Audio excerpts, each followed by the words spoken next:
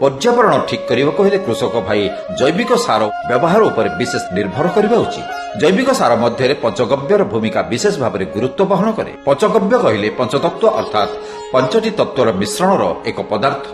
से पुणी गाई ठारू मिलुवा पदार्थ गाईर गोबर, गाईर मूत्र, दही, क्षीर, घी এই पांचटी तत्व को मिसे पंचगव्य सृष्टि करा जाए।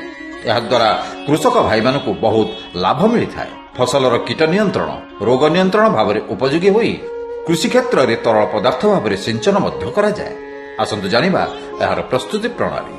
प्रथमे 5 किलोग्राम सतेज गाई गोबर नहीं से 500 ग्राम गाई घी पकई 2 हाथ में भल भाव में चकटी मिसाइबा पड़ता है। वर्तमान यह 4 दिन रखि दि जाऊ।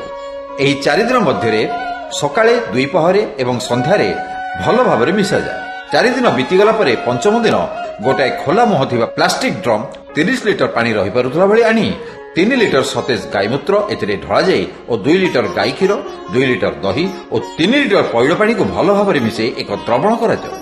पैड़ पानी मिसाइबार उद्देश्य एथिरे कार्नेटिक नामक पोषक तत्व रही थाए जहाँ सबुज रंगर मात्रा को अधिक मात्रा रे बढ़ाई रखिबारे सहाय्य करे।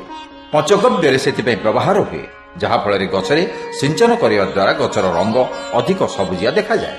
एतद व्यतीत पाचिला कदली 1 डजन चोपा छड़ी यहां हाथ में भल भाव में मिलाई से पकईबा पड़े। तत्सहित 250 ग्राम गुड़ को मध्य मिसाइबा पड़ो। कारण जहाँ सब द्रवण मिसिला सेगुड़िक पड़िया पर जो बैक्टेरिया जन्म नेबे से क्रियाशील करने गुड़ ही सबुठू भल खाद्य। वर्तमान जेते सब जिनिस प्लास्टिक पात्र में पकागला सेगुड़ी को भल भाव में मिसई देवा दरकार। प्रथमे प्रस्तुत ही रही गोबर एवं एई मिश्रण को मिसई गोटे बड़ काठदंडारे क्लॉकवाइज एवं एंटी क्लॉकवाइज घांटिबा पड़े। समान गणनारे घांटी सारिया परे यार मुह को एक सूताकनारे बांधी ठंडा थिबा छाई जगह 15 दिन रखिबा पड़े। एई 15 दिन भितर प्रत्येक दिन सकाळ, द्विपहर, संध्या समय समान गणनारे क्लॉकवाइज एवं एंटी क्लॉकवाइज बाड़ी रे घांटी मुह बांधी रखा जाए। प्रथम पर्यायर 4 दिन एवं द्वितीय पर्यायर 15 दिन एहीपरि 19 दिन बीतीगला पर से मिश्रण को एक सूता कपड़ा छाणी रखा जाए। यही छणा द्रवण नाम एबे ही जाए पंचगव्य। यही पंचगव्यर व्यवहार 1 लिटर पानी रे 30 मिलीलिटर मिसई फसलर डालपत्र रे सिंचन करने हुए। जदि फसल घंच थाए तेबे अधिक पानी मिसेबा पड़े। अति कम रे फसल अमल मध्य 2 थर सिंचन आवश्यकता पड़ी थाए। थरे फूल आसिबा पूर्व आउ थरे फूल फुटिबा परे।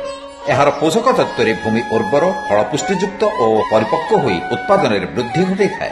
तेणु चाषी भाई माने अल्प खर्च निज घरे तैयारी करी फसल लाभ पाइबा सहित परिवेश को संतुलित करी रखिपारिबे।